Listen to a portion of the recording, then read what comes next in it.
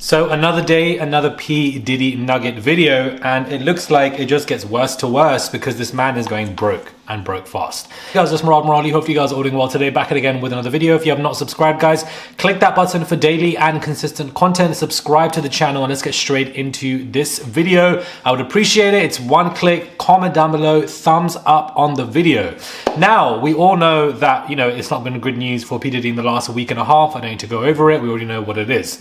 But he is going broke. His finances are changing quite vastly, and we're going to get into this quickly in under 5 minutes. Now, everyone's version of broke is different. P. Diddy's version of broke may be somebody's version of being rich. So I want to make that clear before we get into this. Let's not try and, associate ourselves with a billionaire man's wealth, because then you're never going to think this man's going broke. So let's really just put that in place. 50 to 100 million money has been sent to Cassie within 24 to 48 hours, settling the case, which is a big blow to his finances. Not only that, but Macy's have stopped, Sean John's, which again is a clothing line that still brings in a stream of income. We have Revolt as well, where he's gone off that platform, and then you also now have schools who are dumping him off left, right, center, and now it's set that reports that alcohol brands that he's been influencers of is set to come off next. So these are his brands that are being shifted left, right, and center, which is effing up a lot of his income. Now, granted, he is still wealthy, but it is now being reported that the amount of money that he has, which is probably around 700 million, 800 million, is not all money that he can use. And therefore, a lot of the money that is tied up in the banks that, is meant to be his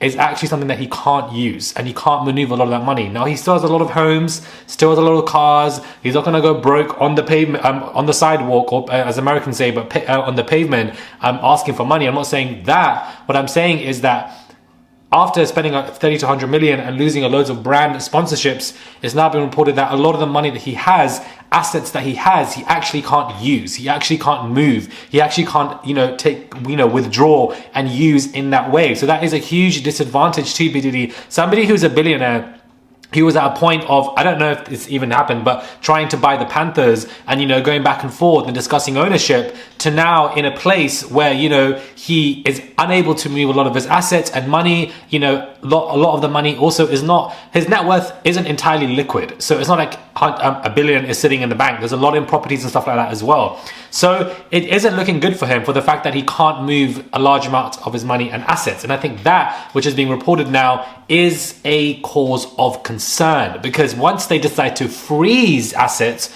and if they make that move, which is viable if under a trafficking lawsuit, if somebody else wants to come forward, or if the prosecutors pick it up, if the DA picks it up, and with the criminal case, they can freeze your assets, I believe, legally, if you are being accused of trafficking. Correct me if I'm wrong, but I believe that is very much correct. Another friendly reminder that if you do sign an NDA, it doesn't mean that you should not speak up if you're seeing anything criminal. NDAs are not this immortal, formidable cover, and you can't say anything for the rest of your life. That's not how an NDA works. If you are witnessing illegal criminal activity, it doesn't matter if you sign an NDA, you can still speak up. Please know the law, because a lot of people don't, and Google is free. You can Google everything and educate yourselves rather than being duped. I want to just put that out there as a reminder to people. But assets, money not being as accessible as he initially thought, can lead down a very tricky road to freezing. And freezing a billionaire's assets is wild. But don't get it twisted. That's why everything's becoming cashless. That's why we have banks, and that's why the banks on the streets are even closing down. It's all apps, all on the phone, it's all online. Any money that you have can be frozen and taken from you within 24 hours. Everything can be completely taken from you. So it's interesting how the world is working anyways, outside of this P. Diddy case. But the fact that assets are not being able to be moved is wild. It's absolutely wild. No shade, really no shade. But I love the fact that everyone online is speaking about the P. Diddy case and raising awareness,